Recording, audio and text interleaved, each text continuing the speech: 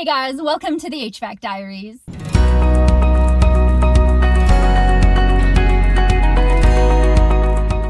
The HVAC Diaries is brought to you by New Calgon. Oh my goodness, summer is in full swing right now and it is hard. If you are following an HVAC person to kind of decide if you want to get into HVAC yourself or not, make sure you follow them during the summer months because summertime HVAC is a different beast. Whew.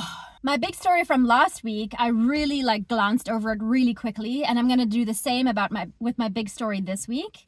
I think I'm going to do separate videos on those at another time, maybe when it gets quieter, like in the fall or winter. And also I'm going to school in November, December, January, and February, I think. And I always tend to crave making content a few weeks into school, and then I'm like, what am I going to do? So I'll have stuff to do then, although I really shouldn't distract myself while I'm at school. But I'm also quite addicted to making content, so we'll see. This week we did an inspection on an entire floor of water source heat pump units for a tenant lease renegotiation. I think they're signing another 8-year lease, and part of their negotiation, the tenants, they stipulated that their air conditioning, their HVAC, had to be in working order for the foreseeable future, like they're going to have no issues, say 2 or 3 years into their lease.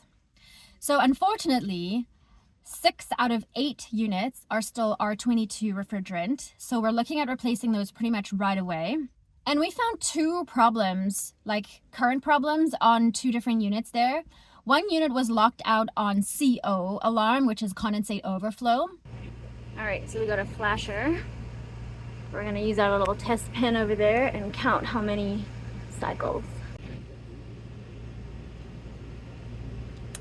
2, 3, 4, 5, 6. So now we look at our fault codes over here and we look for 6. And 6 is a CO fault, which is a condensate overflow fault. And what we found there was the unit seemed to be a little bit off level, so it was sloped away from the P-trap rather than towards it a little bit. So we adjusted the slope of it. All right, so I've tried to improve the slope of this unit so that it drains better. And now I've just pulled the plug out so we can reset power and reset that alarm. The other one had such a major water leak. Actually, it wasn't the unit that was leaking. It was a water pipe right beside the unit. It was just coincidental. So when we looked it up, the ceiling tile, it was bowing, so major. It was sagging.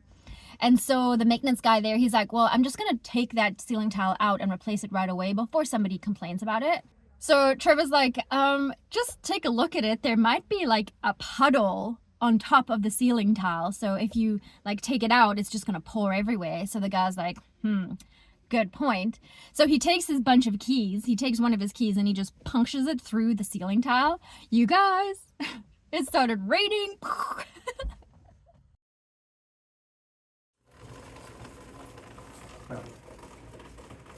That same day, we looked at another water source heat pump unit that wasn't cooling inside of a medical clinic, hence the masks. We had to wear face masks there. When we investigated, we found the entire evaporator coil totally frozen over. In fact, it was so frozen that the underside of the unit was frozen as well. So we checked no airflow. The blower motor was not blowing. But luckily for us, the motor was totally fine. It was just the capacitor that was dead. So we had one of those in our truck, replaced the capacitor, and they were back in business.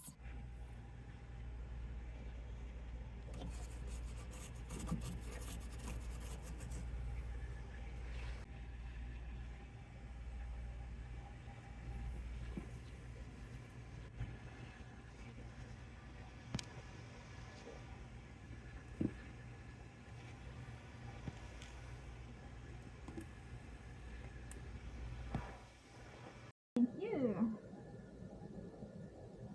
All right.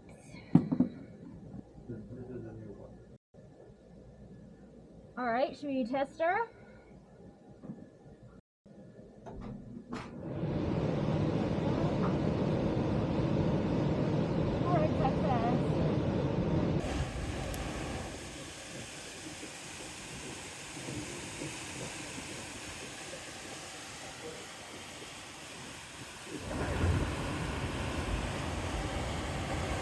We were called to one of our catering truck companies. They have a support truck with a walk-in cooler on it. The compressor just wasn't starting on it at all. So my dad and I checked it out. A compressor on a walk-in cooler is not starting, not working at all. So we're here to look at it.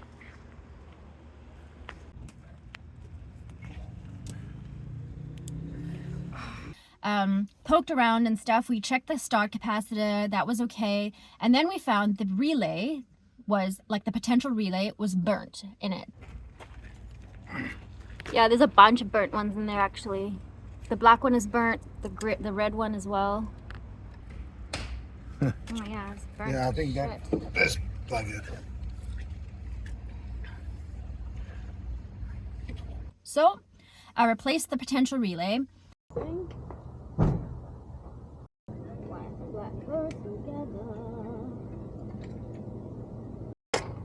Red is really, really sad.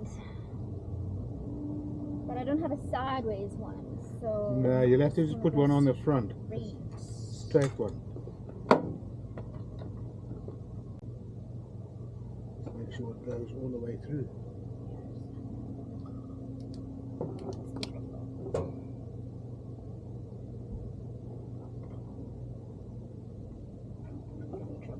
This one is longer and it has got a magnet on it. Take the magnet on it. Yeah, magnet for the win. And as I'm replacing this relay, I'm just replacing it. My dad's like, I just don't think this is the problem. And I was like, what are you talking about? Like, it's the evidence is right there. It's burnt. You can see it with your own eyes. Like, duh.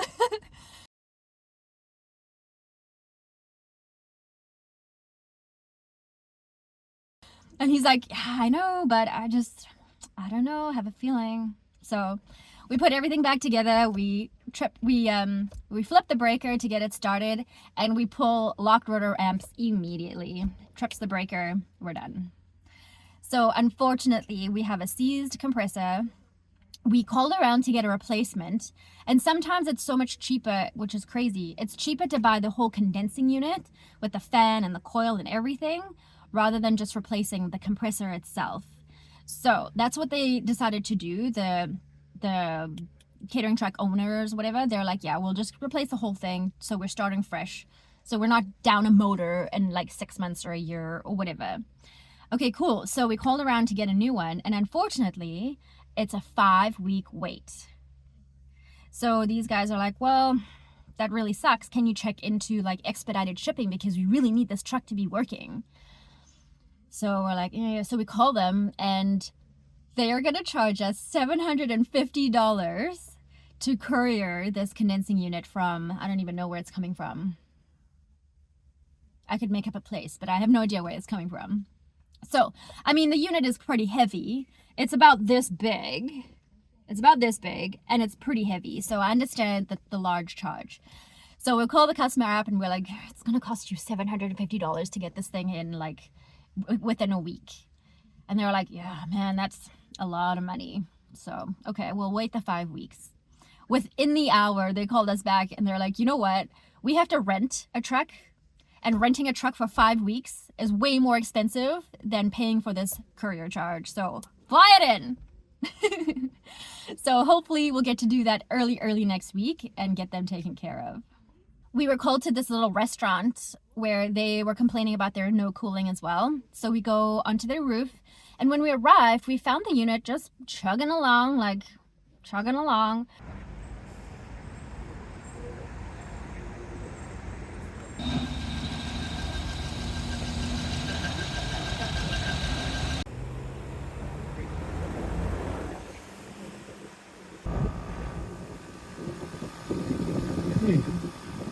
You're sweating. We checked everything out. We checked the refrigerant pressures, the amperages, the voltages. We checked everything. And while we were like sort of finishing up, we're like, maybe it was just some glitch or something unexplained. Just as we were like, I guess I have to monitor it, the unit trips out. And we're like, interesting. It trips out on CO, which I've mentioned before, condensate overflow. 59.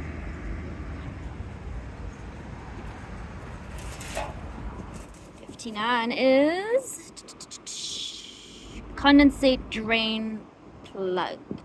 Okay. Our condensate is dripping, but not very much. How the hell are we gonna get in there? Okay, so we checked the P-trap. The P-trap is dripping kind of slowly. So I pulled the P-trap out, and you guys, it just started gushing. Psh! Oh my goodness. So yeah, I cleared a blockage in the P-trap. All right, we just got a lot of gunk out of this thing, like chunks of gunk. And that sorted them out.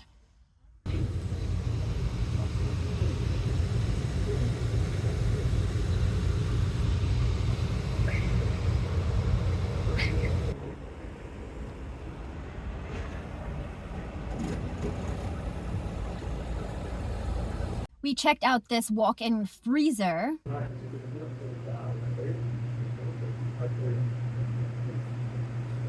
That was sitting at positive plus 7 degrees Celsius. That's way too warm. So we went on their roof, which is actually at their neighbor's place. They do stone and tile cutting. It's really interesting. They've got these massive machines and they're blasting water on it as it's cutting, and it's loud and dusty, and it's very interesting. This guy's rooftop unit is in his neighbor, and his neighbor does like kitchen counters and stuff like that. It's really cool and interesting. I don't want to take too much videos of it, but it's yeah, it's cool. Anyway, so we went onto the roof, and sure enough, we found a leak on the T-piece going into the HP switch. So we fixed that little leak, topped her up, and that's all.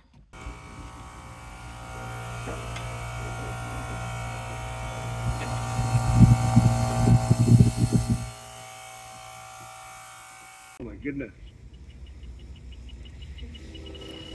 I think we're gonna have to crack the top off to get that sorted properly. This has been leaking for a while, look at that. Yeah.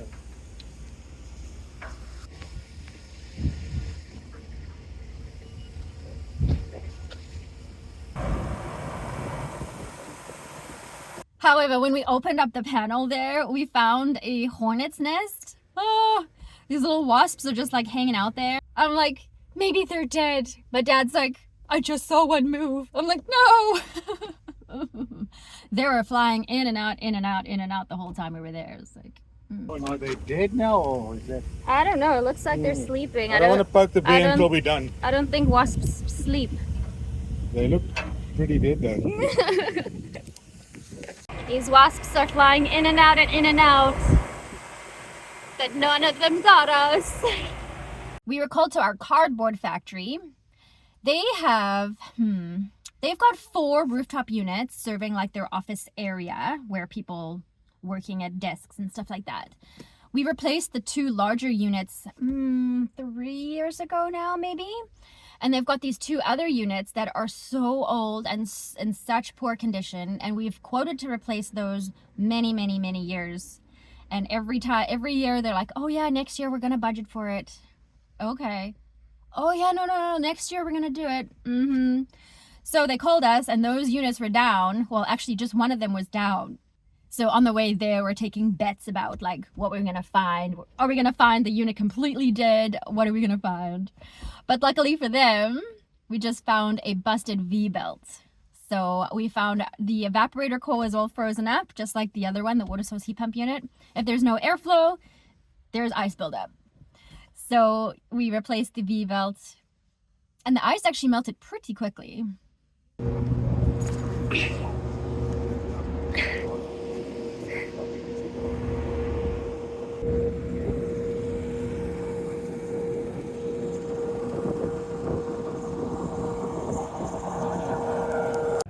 All right, well, both of these units are running. They're cycling on and off. Our suction pipe in there is sweating. I don't think you can see that. But I mean, look at the condition of these coils. That one's just cycled off again.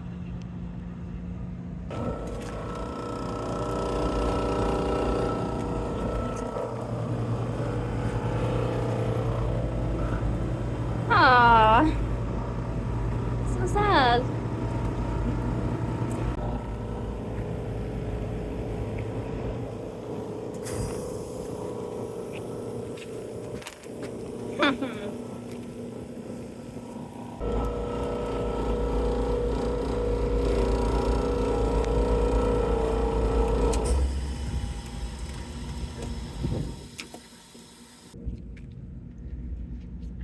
guys. Hey, Yuri. There we go. Brought you up here and eat. I know. Hey.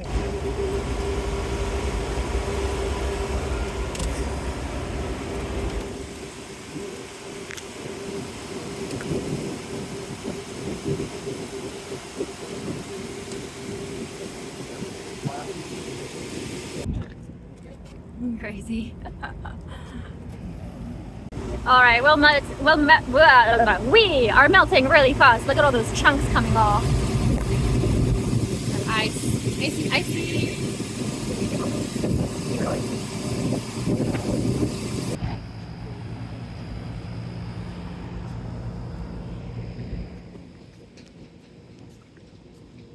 It feels like we're at our packaging manufacturer factory. I can never say that properly.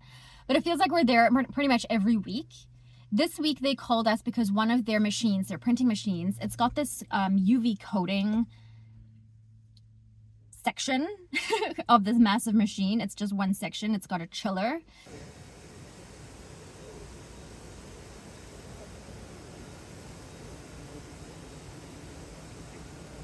I guess they put this like coating on top of it, and if it's not cool enough, the ink doesn't set.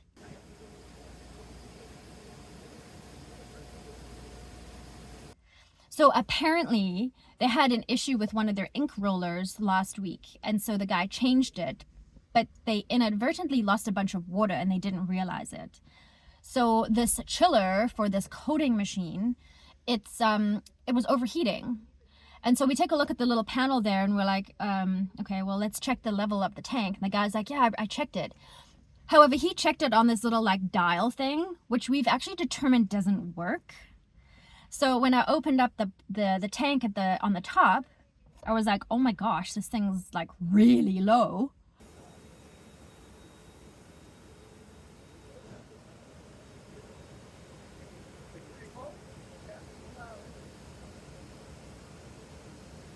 So we topped it up with water, but it does need glycol as well. So we did that temporarily. And then we went back at the end of the week where my dad and my brother flushed those water lines and added the correct amount of glycol.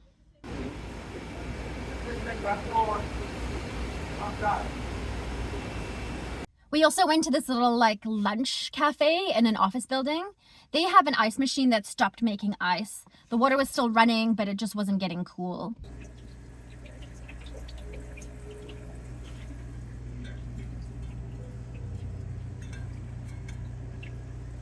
So we found a dirty condenser, which we cleaned.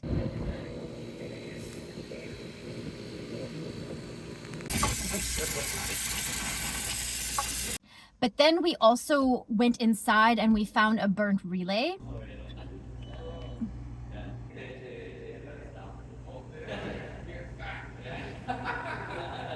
So we've ordered the relay, and we also had to order a new toggle switch. That switch where it says ice, off, and then wash or clean. That switch just wasn't, it was like working intermittently. We had to really fight it to make it go. So we've ordered replacement parts. Unfortunately, they're gonna take a few days to get to us. So I think we're gonna have to replace that or repair that ice machine next week, unfortunately. And my big story for this week, which I'm just gonna glance over really quickly, was the liquor store air conditioner system that we replaced. All right, let's see what they've done for us. Oh, wow. Not terrible at all. That's kind of amazing, actually. Wow. All right, bad boy.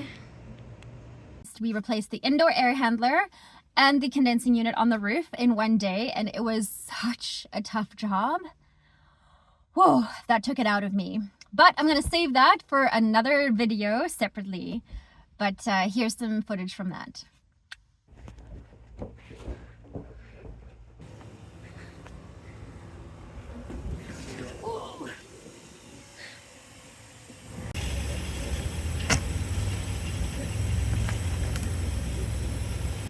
All right, this is how it's going so far.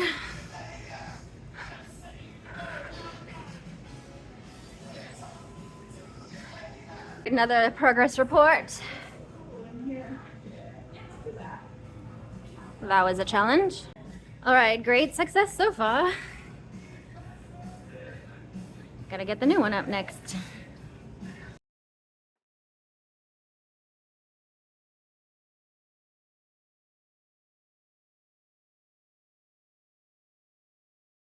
Oh my goodness, you guys, this is a freaking hard job.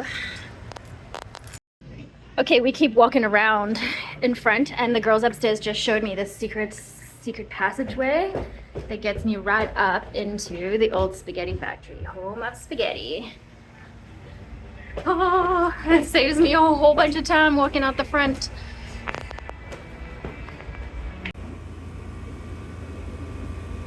After a very, very, very long and challenging day, we are ready to start this unit up.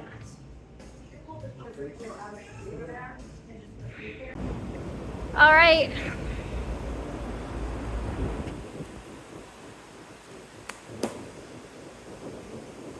You guys, I think today's job, I think it's been the hardest day of my entire career so far. All right. We're done. Just a bit of cleanup to do. Garbage around here.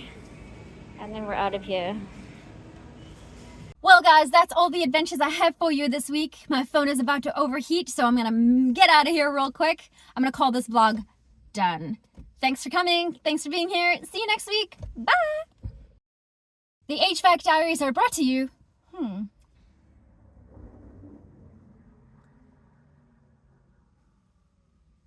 And when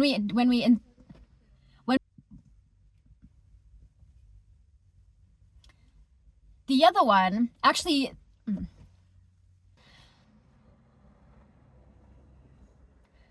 of their units, one of their big long chillers, nope.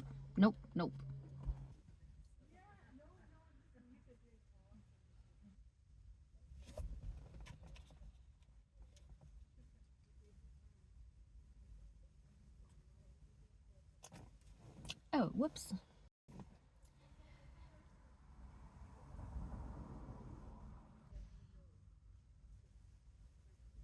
They do like lunches for an office building. So their ice machine was not making water. Okay, cool. But it wasn't like an automatic on off. It was, jeez, bud. Go away. Oh, great. My phone's gonna overheat by the time you've parked your car. Why does it have to be that loud? Okay. Stop. Turn it off.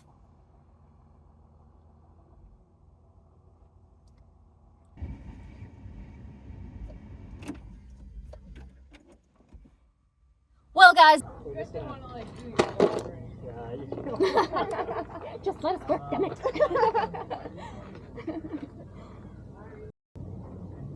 Come on, baby. Let's fucking go.